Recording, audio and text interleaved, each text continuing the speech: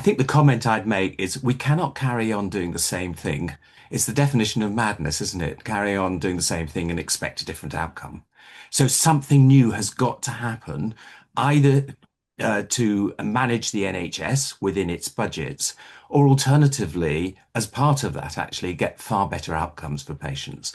We are seeing the stabilization of life expectancy. Actually, women in my area have a lower life expectancy than men now. And by 2040, the difference between healthy life expectancy between rich and poor will be 20 years. So you can expect to hit chronic disease at the age of 50 if you're poor. If you're rich, it's 70. And that is not going to be solved by the traditional approaches that we have done in the past years in the NHS.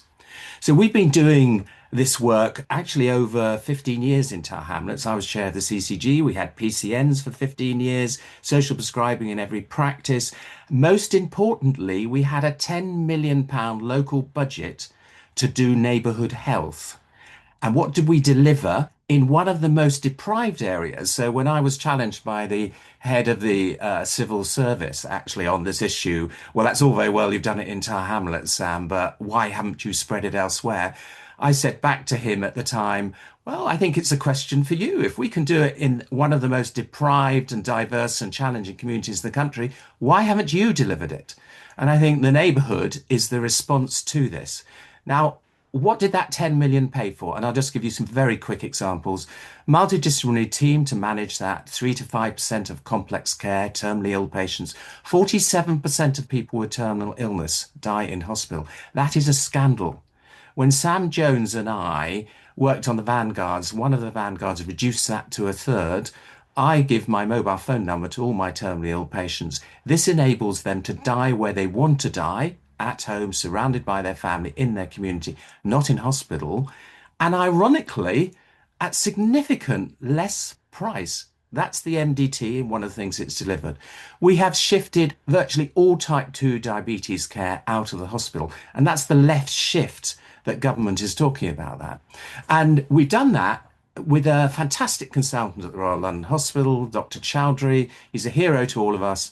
And he now is responsible for managing all type 2 diabetes in the community. He comes and teaches us. We have his mobile phone number, email address. All the nurses and all the doctors have it.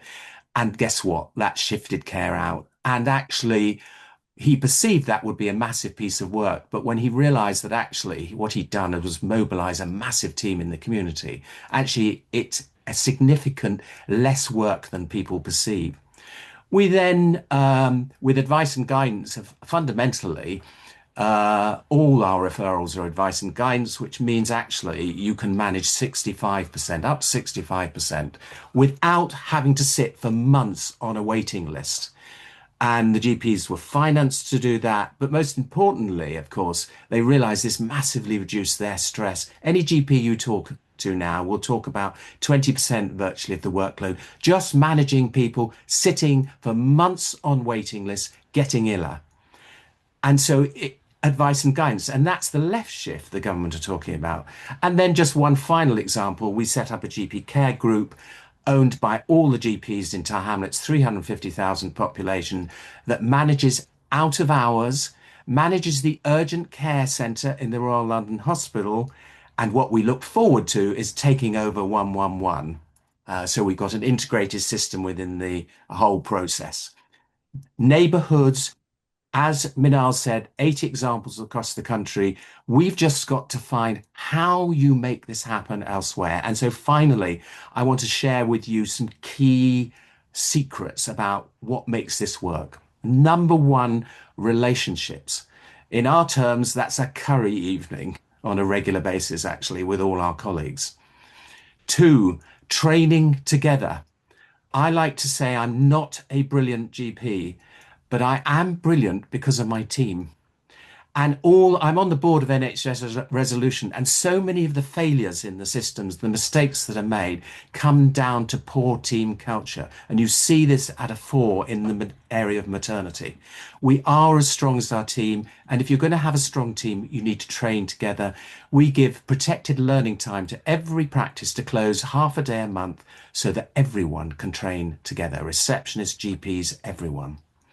We create dashboards. So there needs to be an openness about actually what is being delivered, not performance data. This is really important. This is sharing how every general practice, every community setting is doing in an open and transparent way so that we can all learn from each other. And GPs love dashboards because they love to look at who's doing really well and where they are on the dashboard and actually how do I get to the top. We're very competitive on a professional basis. Um, Two more final, very quick points. The left shift, what do I mean by that? It is around social prescribing. So it's about personal medicine, which is what Minal's talked about. It's about holistic healthcare. It's about what matters to individual. But actually, as part of what you're doing is where I come from, Norway, you pay to go and see a GP. That's not going to happen here. But actually, you're getting a co-payment from patients. They are investing their time, their family time, their community time in their healthcare. And guess what? You get 100 times better outcome when you do that. So how do we hand things back to patients? And I leave on the table the final thing is absolutely crucial to this is money. I would argue very strongly when you consider that just repeat attendance in outpatients, the cost of that, so not the first appointments, the repeat attendance is the equivalent of the whole cost of primary care, and that you could reduce these repeat attendance by 80% using best practice. Why would you not give the neighbourhoods the budgets for outpatients? So what's going to be the financial lever that's going to actually back up this left shift and the left shift?